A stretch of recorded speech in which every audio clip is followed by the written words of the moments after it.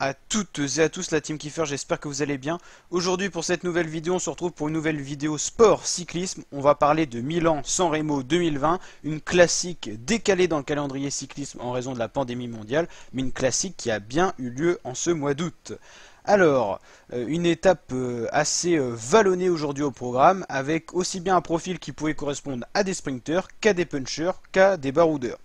Donc on a très vite une échappée qui s'est créée lors de cette étape. On pouvait retrouver 7 coureurs, dont 6 Italiens et un Espagnol. On pouvait retrouver Manuele Boiro, Tonelli, Caratero, Fraporti, Tsima, Baïs ou encore Mazzucco. Donc ces 7 échappés ont fait une bonne partie de la journée en tête avec plus de 200 km à l'avant du peloton. Le peloton qui a toujours régulé l'écart, qui est monté jusqu'à 7 minutes, mais qui s'est très vite réduit, notamment dans le 80e, 70e kilomètre. Ça s'est réduit très rapidement. À 75 km de l'arrivée, pour avoir une petite image, on n'avait plus que 2 minutes 17. Et à 50 km de l'arrivée, les échappés se sont fait reprendre un par un, avec Manuele Boiro, qui est celui qui a le plus insisté, qui avait certainement celui qui avait le plus les jambes pour essayer de faire le maximum pour tenter d'aller au bout. Ça ne s'est malheureusement pas réalisé avec un peloton très fort. On a eu également des incidents remarquables lors de cette étape. On a eu des abandons, un abandon sur chute d'un CCC, Matteo Trentin, un des favoris en cas de sprint final massif lors de cette étape, qui a dû abandonner sur chute. Julian Alaphilippe a été victime d'une crevaison, le vainqueur de l'an dernier de Milan-San Remo, le tenant du titre. Crevaison, mais il a réussi à rentrer dans le peloton, à l'aide notamment d'un équipier qui l'a ramené dans ce peloton. Alors, on a eu donc deux bosses finales assez remarquables. Avec une première bosse, on a eu des attaques des Circus Anti-Groupe Gobert, également de Giulio Ciccone pour les treks. Des attaques qui n'ont jamais mené très loin les coureurs, qui se sont fait rattraper très rapidement par le peloton. La dernière ascension à quelques kilomètres de l'arrivée, je crois 6 km en son sommet, on a eu des attaques, notamment Vincenzo Nibali qui a essayé d'attaquer mais il n'avait pas réellement les jambes. On a eu une grosse attaque de Julian Alaphilippe suivi par Wout van Aert, mais Julian Alaphilippe était tout seul en tête, il a basculé en tête justement dans cette ascension.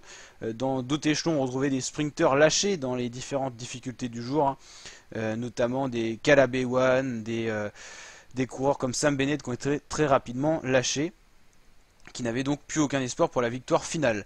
Donc Julien Alaphilippe a basculé en tête dans la descente, suivi de Wout van Aert à 2-3 secondes, et ensuite du peloton, groupe des favoris, avec des Nibali, avec des Arnaud Démare, avec des Peter Sagan, qui étaient vraiment dans un troisième groupe, un groupe un petit peu de lâché. Ensuite, Alaphilippe a fini par attendre Wout van Aert dans la descente. Il a attendu, on ne sait pas vraiment pourquoi, mais en même temps, Alaphilippe était pas très serein dans la descente, il s'est retourné beaucoup. Il a eu des trajectoires assez risquées, il a été obligé un petit peu d'attendre Wout van Aert, qui est d'ailleurs un très bon rouleur et donc qui aurait certainement rattrapé très facilement Alaphilippe sur le plat. Et on a donc assisté à un sprint entre ces deux coureurs. Wout van Aert premier, Alaphilippe dans la roue pour vraiment juger et essayer de déborder Wout van Aert, qui est quand même plus rapide parce que c'est plus un sprinter qu'Alaphilippe. Alaphilippe c'est un puncher qui a une bonne pointe de vitesse, et c'est finalement le Belge Wout van Aert qui s'impose pour une demi-roue sur Julien Alaphilippe, le tenant du titre. Ensuite est arrivé le groupe des favoris et des sprinters avec Michael Matthews qui prend la troisième place. C'est donc Wout van Aert qui s'impose pour rien du tout devant Julien Alaphilippe. Julien Alaphilippe qui lui a manqué un tout petit truc, peut-être aussi cette crevaison, il a dû revenir dans le peloton et se replacer, ça a utilisé des forces. Peut-être aussi cette attaque dans la côte où il a essayé trop peut-être d'en faire, sachant qu'il avait déjà distancé un peu Wout van Aert, il en a remis une, et après dans la descente il n'était pas très lucide, donc il avait peut-être trop donné, il s'était peut-être mis dans le rouge. Et donc en tout cas c'est Wout van Aert qui remporte cette étape, un très jeune coureur mais très très fort, Wout van Aert, qui a déjà remporté de belles courses cette année et qui continue. Je crois qu'il a remporté les Strade Bianchi, donc c'est quand même pas négligeable. Donc Wout van Aert, Julien Alaphilippe, Michael Matthews, Peter Sagan fait 4, Giacomo Nizzolo fait 5, John Smith fait 6, 7ème Alex Aramburu, 8ème Greg Van Avermaet, 9ème Philippe Gilbert qui espérait remporter cette classique Milan-San Remo avant la fin de sa carrière, qui s'approche, qui vieillit Philippe Gilbert. Malheureusement pour lui, c'est qu'une 9ème place qu'il arrive à obtenir. 10ème Matej Mohoric. On retrouve aussi des leaders, Tadej Pogacar, un Mathieu Van Der Poel assez décevant quand même, 13ème, c'est pas énorme. On aurait pu l'attendre un petit peu à un niveau un peu au-dessus. Donc c'est un petit peu décevant parce qu'on l'a très souvent vu à l'avant. Nibali aussi un peu décevant. Il a peut-être pas les jambes non plus qu'il avait quand il était plus jeune. Donc voilà. On a d'autres coureurs comme Formolo, voilà, qu'on retrouve, De Gendt, Nibali, voilà, il fait que 23e. Arnaud Démare fait que 24e, mais il s'est fait peur, hein. Il a passé à ras des balustrades et il aurait pu chuter. Il s'est fait une petite frayeur, donc il a coupé son effort et n'a pas continué le sprint. Lui qui était peut-être un des plus rapides justement de ce peloton, mais peut-être un peu fatigué aussi, en raison notamment des côtes qui ont été passées toute la journée, qui ont mis en difficulté d'ailleurs beaucoup de sprinters de ce calibre-là avec cette rapidité-là et ces jambes-là. Donc voilà, la team, j'espère que cette vidéo vous a plu. Si c'est le cas, n'hésitez pas à bombarder la barre de pouces bleus, à vous abonner à ma chaîne YouTube et activer la petite cloche de notification pour tout simplement suivre toutes les vidéos sur ma chaîne.